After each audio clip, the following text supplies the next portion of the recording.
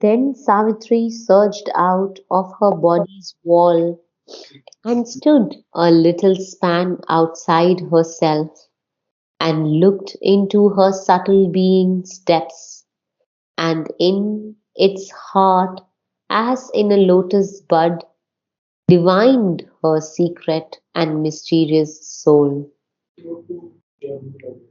At the dim portal of the inner life that bars out from our depths the body's mind and all that lives but by the body's breath, she knocked and pressed against the ebony gate.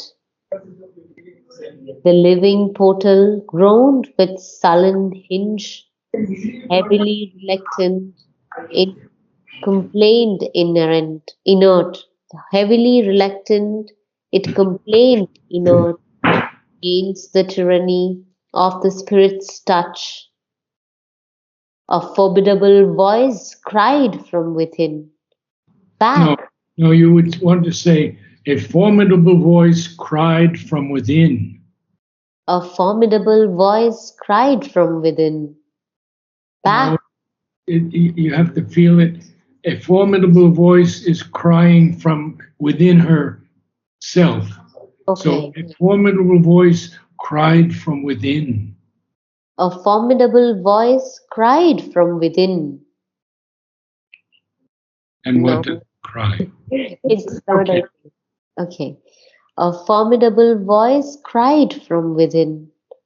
Back, creature of earth, lest tortured and torn thou die. A A dreadful, dread, a dreadful murmur rose like a dim sea.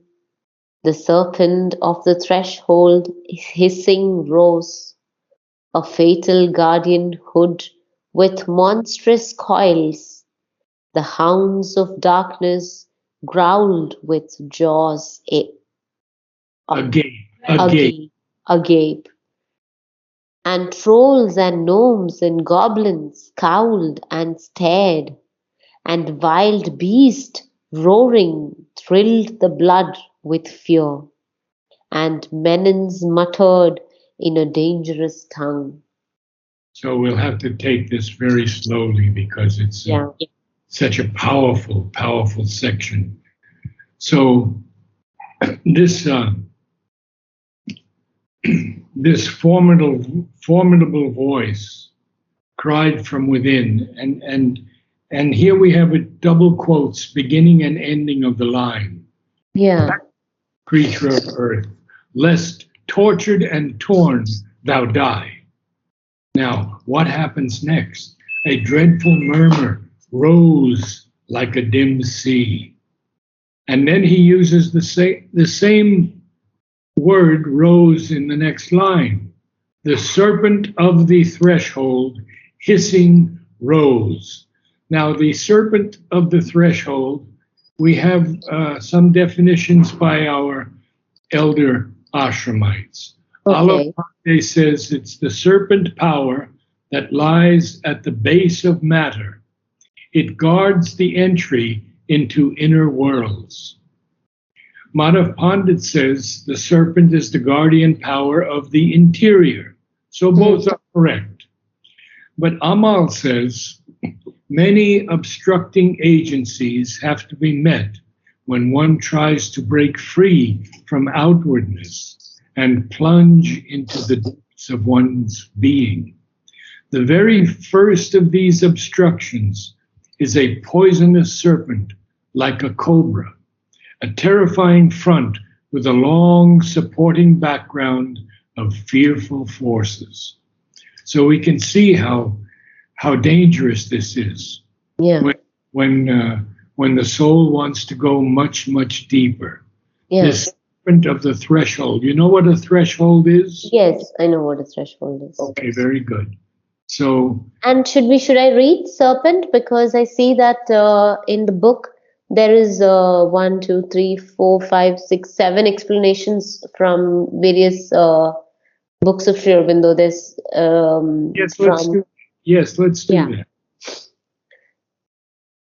Sri Aurobindo says in the Synthesis of Yoga, On the other hand, pranayama awakens the coiled up serpent of the pranic dynamism in the vital sheath and opens to the yogin fields of consciousness, ranges of experience, abnormal faculties denied to the ordinary human life, while it puissantly intensifies puissantly intensifies such normal powers and faculties as he already possesses.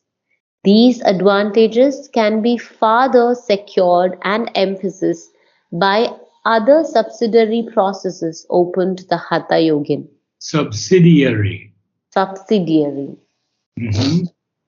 So this is That, the opening of the chakras, huh? yes, opening of the Yeah, chakras. that's very clear, huh? Thus, Raj Yoga gets rid of the Hatha Yogic complexity and cumbersomeness, while it utilizes the swift and powerful efficiency of its method for the control of the body and the vital functions, and for awakening of that internal dynamism full of latent supernormal faculty typified in or typified in yogic terminology by the Kundalini, the coiled, Okay, the coiled and sleeping serpent of energy within. the word is best pronounced typified. Typified, okay. Fine, you had it right in the beginning, yes. Okay. Okay, any more? Yeah, there are actually few more. Okay, sure. The whole energy of the soul is not at play in the physical body and life. The secret powers of mind are not awake in it. The bodily and nervous energies predominate. But all the while the supreme energy is there, asleep. It is said to be coiled up and slumbering like a snake. Therefore, it is called the Kundalini Shakti in the lowest of the chakras in the Muladhara. When by pranayama the division between the upper and lower prana currents in the body is dissolved, this kundalini is stuck and awakened. It uncoils itself and begins to rise upward like a fiery serpent breaking open each lotus as it ascends until Shakti meets the Purusha in the Brahmarandra in a deep samadhi of union. I had just read this chapter today, so it's very fresh for me. Oh, very good. Well, actually, you see, Savitri is going to go through that and he's going to explain each thing. He'll Mm, say, lotus of the heart, she experienced this. So we will get to that eventually. okay, But right now we have this serpent of the threshold, and it okay, rises up in front of her, and it's hissing, and yeah, it's fatal guardian hood with monstrous coils, and even the hounds of darkness. They're also called the hounds of Baal, okay, and that's another line in Savitri. They growl with jaws agape. Agape means wide open, wide open. It's not like agape, but it's agape. okay, So we go through the hounds of Baal now, and I'd like to share a few things from that. Alok says the powers and beings of darkness, werewolves that tear away the light and bliss and peace, that dwells within man's depths or has been gathered through sadhana. I'm not so sure that that's exactly correct. hmm, Um, Here's what Jumur says. These are not just images and not just there for effect. They represent certain movements in the being, certain forces that are universal, independent. It is not one man who suffers. Certain level of existence, these experiences are universal. These are forces that work on levels, forces that really prey on man, really in that sense. You can't seem to escape them. One is semi conscious or lives as we do in an in-between state, not knowing exactly what is your direction. You have this force really at your heels, pushing you sometimes into suffering, into death. You feel that you have been deserted. Sometimes there is a notion of karma. At other times, you feel that it is some force that is pushing you. These are universal forces in the field of life, in the field of the subconscious, in the unconsciousness. On these levels, they are not images, they are powers, which Sri Aurobindo has given a certain shape, form, image. Very powerful. And so we see that because he's going to continue with this so strongly. So we have this fatal guardian with its monstrous coils. We have this serpent of the threshold that is rising and it's hissing. We then see the hounds of darkness growled with jaws agape. And then we see and trolls and gnomes. You can begin reading there. Yeah. And trolls and gnomes and goblins scowled and stared, and wild beast roarings thrilled the blood with fear, and menins muttered in a dangerous tongue. Unshaken, her will pressed on the rigid bars. The gate swung wide with a protesting jar. The opponent powers withdrew their dreadful guard. Her being entered into the inner worlds. Well, a lot to say here, huh? Yeah. So we have three different types of beings here. We have trolls, we have gnomes and goblins. Now, a troll is from the Scandinavian folklore. Yeah. They can be friendly or they can be mischievous dwarfs. Yeah. They live in caves, in the hills, or under bridges. Now, a gnome is also a dwarf-like creature who lives underground and guards treasures. And the goblin is a grotesque sprite or an elf that is mischievous or malicious towards people. That's quite a few things. Yeah. You said goblins are more like elves, and they are malicious towards people. Yeah. They can be just mischievous or they can be malicious, yes. Okay. And they can be sprites or elves. They are defined both ways.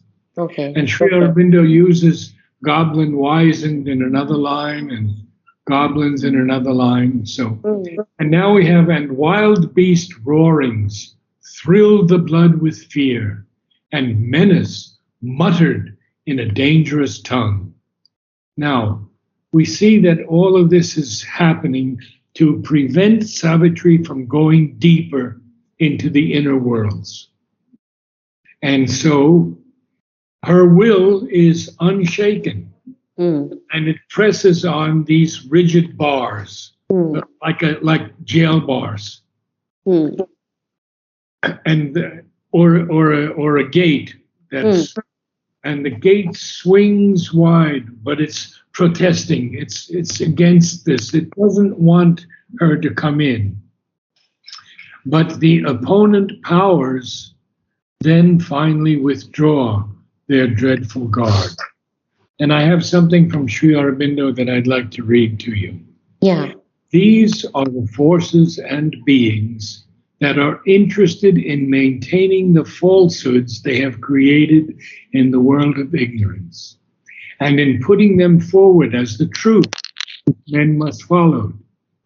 men must follow. Now, we can see in the world today that these beings are very, very active in the world.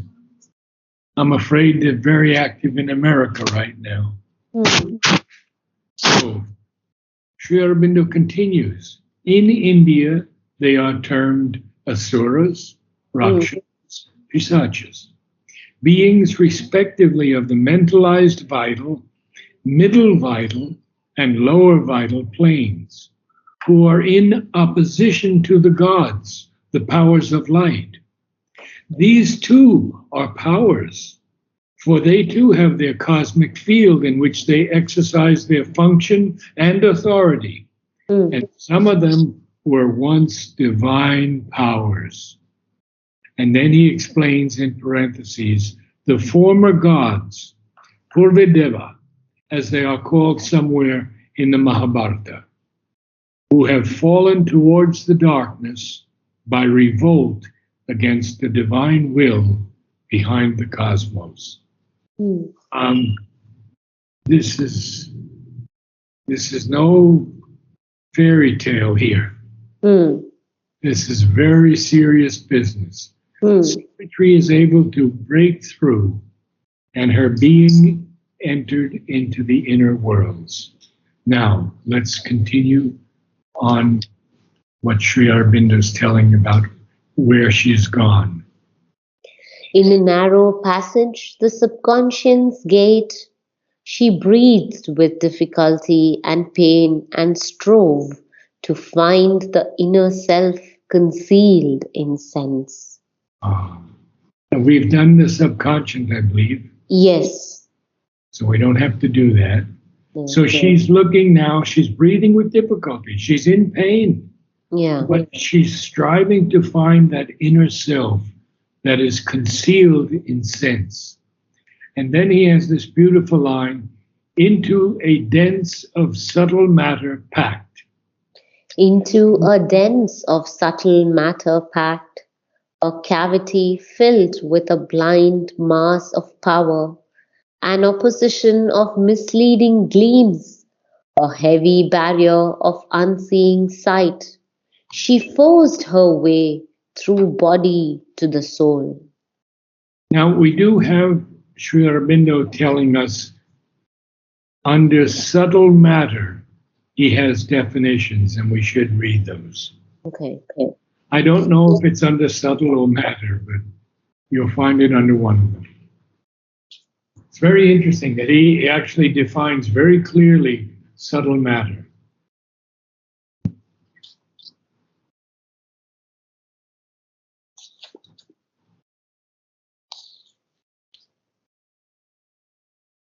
We have subtle matter. You got it? Yes, we have it under subtle matter. Very good. Much more than half our thoughts and feelings are not our own in the sense that they take form out of ourselves. Of hardly anything can it be said that it is truly original to our nature. A large part comes to us from others or from the environment, whether as raw material or as manufactured imports. But still, more largely, they come from universal nature, here or from other worlds and planes and their beings and powers and influences.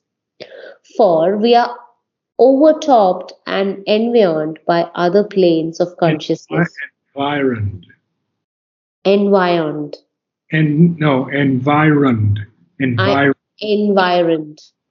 Yes, it's like environment, environed. For we are overtopped and envi- That's okay. Take your time. Environed. environed Yes. by other planes of consciousness, mind planes, life planes, subtle matter planes, from which our life and action here are fed, or fed on, pressed, dominated, made us of for the manifestation of their forms and forces. Mind, therefore, is held by the Hindus to be a species of subtle matter in which ideas and are waves or ripples, and it is not limited by the physical body which it uses as an instrument. He says that in the essays in philosophy and yoga. Yes. So, and we have one more from essays Divine and Human. Mhm. All that manifested from the eternal has already been arranged in worlds or planes of its own nature, planes of subtle matter, planes of life, planes of mind, planes of supermind, planes of triune luminous infinite. But these worlds or planes are not evolutionary but typal. A typal world is one in which some ruling principle manifests itself in its free and full capacity and energy, and form are plastic and subservient to its purpose. Its expressions are therefore automatic and satisfying and do not need to evolve. They stand so long as need to be and do not need to be born, develop, decline, and disintegrate. It's very, very strong, huh?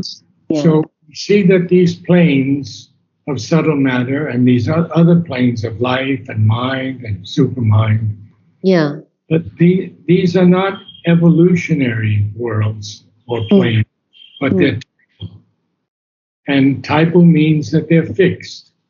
yeah, The principle manifests itself in a free and full capacity and energy.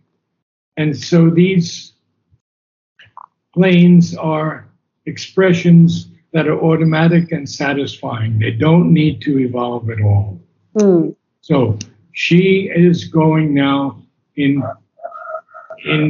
this dense of subtle matter. It's packed with all of these things. It's a cavity filled with a blind mass of power. It's yeah, an opposition of misleading gleams. You see, this gleam is often called the gleam of the infernal light. It appears to be a true light, but it mm, is yeah, so it's a misleading gleam. And mm, then heavy barrier of unseeing sight. Now, what could unseeing sight sounds like a paradox? How can you have unseeing sight? yeah, But there is a sight. It's a barrier, but it is unseeing. mm. And therefore, through all of that, she has to force her way through the body to get to the soul. And now you could continue on. We have some time yet. Across a perilous border, across a perilous borderline she passed, where life dips into the subconscious dusk or struggles from matter into chaos of mind. A swarm, A swarm, yes, a a, swarm. a swarm with elemental entities and fluttering shape of vague half-bodied thought and crude beginnings of incontinent force. Wow. Well, first of all, we have this chaos of mind. Yeah, From matter, there is a struggle into the chaos of mind. Because life here has dipped into the subconscious dusk. yeah. And she's passed into all of this. Hmm. Now, what happens here now is that everything here is a swarm. A swarm, we say there's a swarm, it's filled by objects or things in motion, teeming with elemental entities.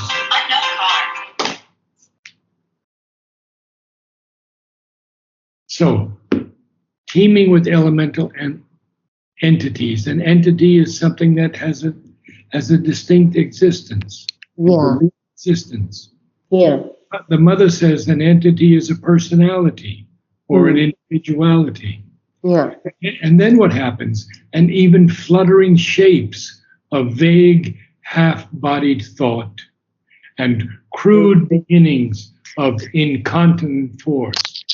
Incontinent means having little or no control over Correct. something.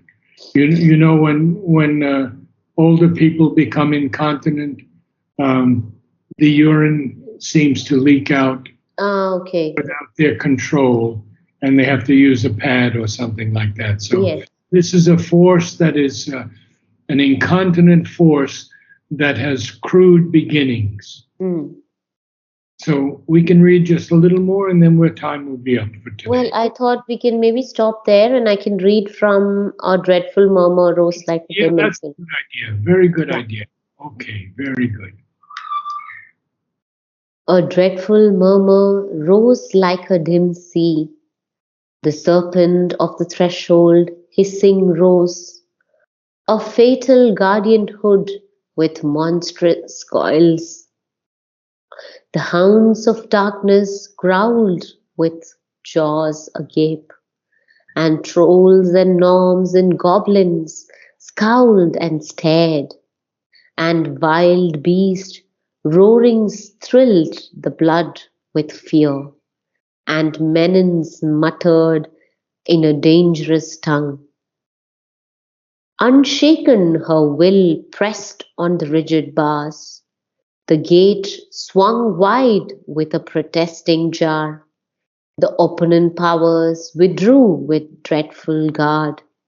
Her being entered into the inner worlds.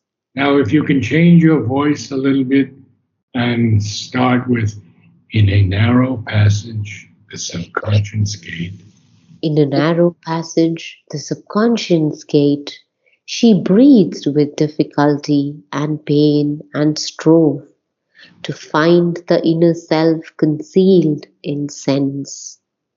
Into a dens of subtle matter packed, a cavity filled with a blind mass of power, an opposition of misleading gleams, a heavy barrier of unseeing sight. She forced her way through body to the soul. Across a perilous borderline she passed, where life dips into the subconscious dusk, or struggles from matter into chaos of mind. A swarm with elemental entities and fluttering shapes of vague, half-bodied thought and crude beginnings of incontinent force. Yes, very good. Well, we're in a difficult area, but we have to go through it. Yes. Okay. So see you then on Thursday, huh? See you on Thursday, Narad. Thank you so much. You're welcome. Namaste. Namaste.